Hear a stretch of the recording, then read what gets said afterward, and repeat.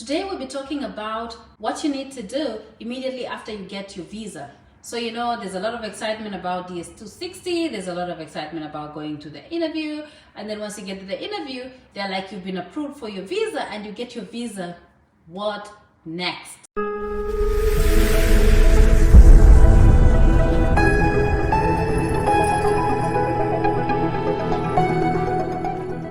Hello and welcome to my YouTube channel. If you've not subscribed to my channel, I highly recommend that you subscribe.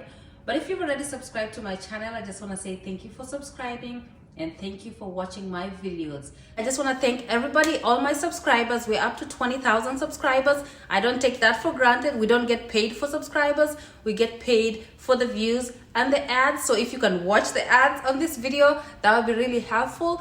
But I just want to thank you for actually watching and subscribing, because if somebody subscribes, it means they want to get more information. They want to learn more from that channel. So 20,000 people who subscribe and who want information, I thank you very much. And hopefully all the information that I provide on this channel, if you want to come to the United States, you'll be able to use this information to do it yourself. You don't even need me to help you. Like with all those videos I'll be doing about like immigrating to the United States, hopefully you will get one that you relate with, that you will use as a path to come to the United States. And as I always say on my channel, you don't need to come here on green card. You can come as a student. I came as a student, as a J1 student, and I ended up with a green card, and now I'm an American citizen. So you don't have to win a green card to come here. You can come as a student, you can come on a visitor's visa, and then end up with a green card. You can come in so many ways. So hopefully all those people who subscribed, even if you don't win a green card, trust me, you just need to stay subscribed, watch my videos, and you will find one pathway that you will use to come to the United States. Thanks again for the 20,000 subscribers. Also today, just forgive me, I'm not using my regular YouTube room. I don't know if there's background noise in this video. I guess I'll find out when I'm doing the editing. But then if there's background noise, just forgive me for that. I'm recording in my living room. We'll go back to recording in our regular room that's a little quieter, but then for right now we'll just be recording in here until I get my other room fixed. Today we'll be talking about what you need to do immediately after you get your visa. So there's a lot of excitement about DS-260, there's a lot of excitement about going to the interview, and then once you get to the interview, they're like, you've been approved for your visa and you get your visa. What next? Number one, what you need to do is to check when the visa expires. Usually is within 6 months. So if you received a visa today, is within 6 months, then that visa expires. And once it expires, you cannot come with the visa again. It's not valid. So you cannot use it to travel. So if you don't fly within 6 months of getting your visa, then that's it. You lost your money, you lost your medical, you lost everything. So check when the visa is valid. What duration is the visa valid? So that way you make plans, like if you need to find money for flight tickets, or you need to find money for something, you need to find anything, you have to do it within the 6 months. That's very important. After your visa expires, you're not going to be able to travel. Number two, regarding visa expiring, I know the visa expires within 6 months, but then there's also an issue that can make that visa expire less than 6 months. Usually, technically, is within 6 months. But then the visa expires a certain day, but then you have to check your medical. When you go for the medicals, with the Greencard lottery, usually they're required to complete a medical. So if your medicals, you completed them and they expire before your visa expires, you will not be able to travel. Maybe the visa expires in June, but your medical expires in May. Make sure you travel before May. Don't wait until June. Because once your medical expires, you will not be able to travel on that visa. Your medicals have to be valid. So once you get your visa, check when it expires, and also put in mind when your medical expires, because sometimes when the medical expires, you cannot travel on that visa. because of your expired medical. And go, I'll put a link on the website and it will tell you, like, you know what, visa expires 6 months, or if your medical expires before that, then you have to travel before your medical expires. So that's number one. Check when your visa expires. Another thing that you need to do after you get your visa is to call your host. Very important. A lot of people ignore this, but this is very important, because guess what? A lot of people will promise you, and you have, like, you'll see a lot of stories even on YouTube and everywhere.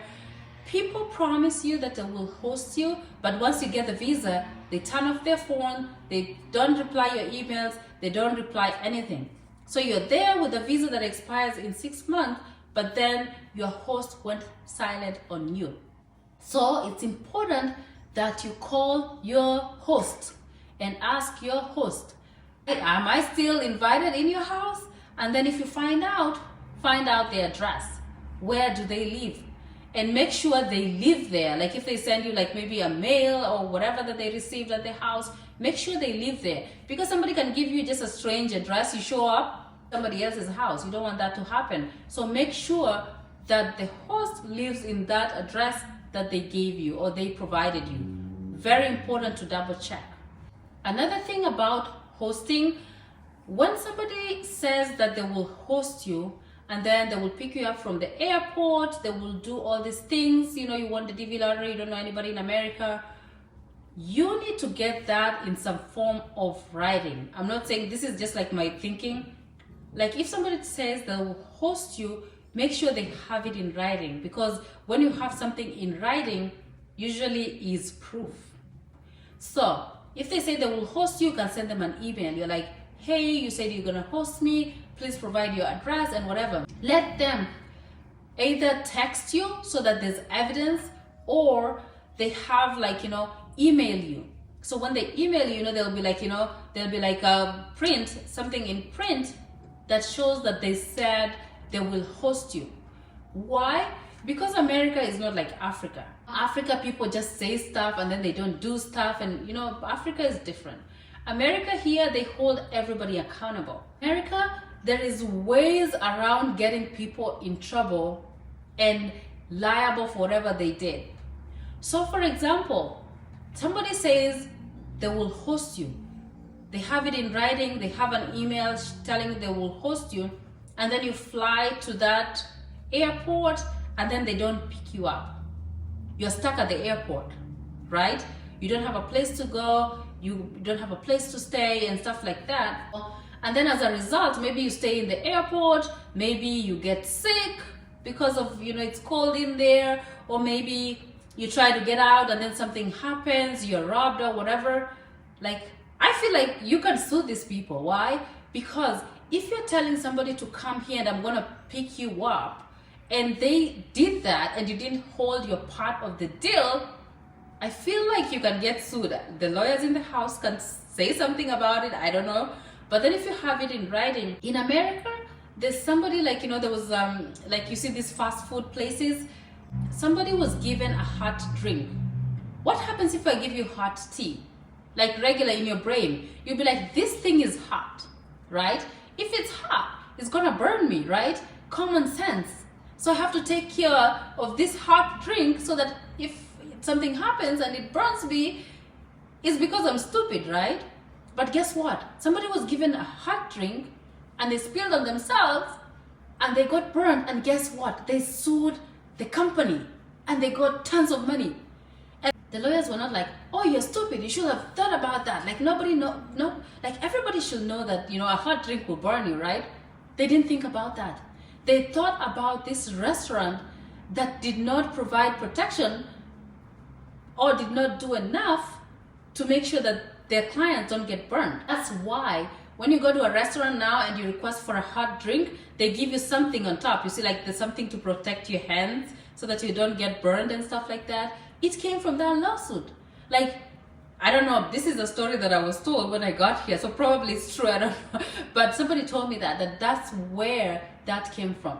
They will hold you accountable. They don't care Like if somebody came and they realized, like, you know what, they needed to get an apartment. If you sue this person and you're like, you know what, I got injured in the airport, I got my stuff robbed because you told me to come and you're gonna pick me up and you did not hold part of your deal, and then here is proof you telling me to come and you did not show up, and as a result I got injured at the airport, this person might have a case to answer.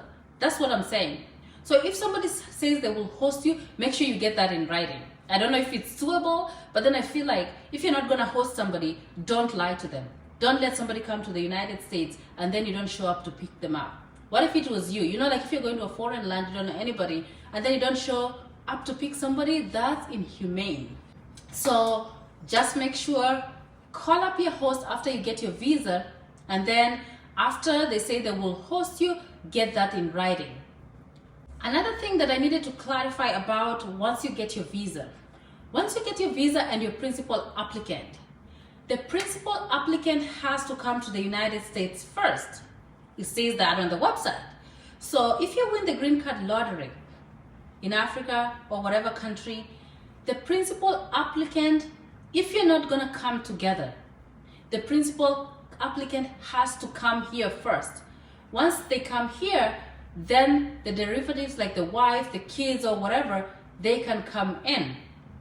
But if the principal applicant is back home with the visa, for some reason, I think like when the derivatives come in, they wouldn't be able to be allowed to come in, something like that. There's a certain situation where like if you're Nigerian and then maybe, you know, Nigeria is not allowed to participate in the green card lottery, and then you have a Kenyan wife and then you claim eligibility based on your Kenyan wife, you have to immigrate together. Like you have to be a pack, you have to enter the US together, two of you. So you can't leave your wife at home and then they follow you later. You have to come together because you're not eligible for the DV lottery. You claim the eligibility based off of your Kenyan wife. And then the officer will ask you, where is your Kenyan wife? You look and there's no Kenyan wife. So you make sure, if you're claiming eligibility based off of somebody else's country, make sure you are with them when you're arriving in the United States. So that's where I wanted to clarify, because there was a few questions, and then I checked the website. The website says the principal applicant has to come before, the principal applicant has to come before or together with the derivatives. So they either come in first or they come together. But then the other ones can't come, and then the principal applicant immigrate later. At least that's what it says on the website. And like I said, I'm gonna put the link down below. I'm not an immigrant lawyer, so when you're coming to this channel, this is based off of experience. You need to do your own research. If you have questions that you think they're legal questions, do not ask me, ask your lawyer, an immigrant lawyer.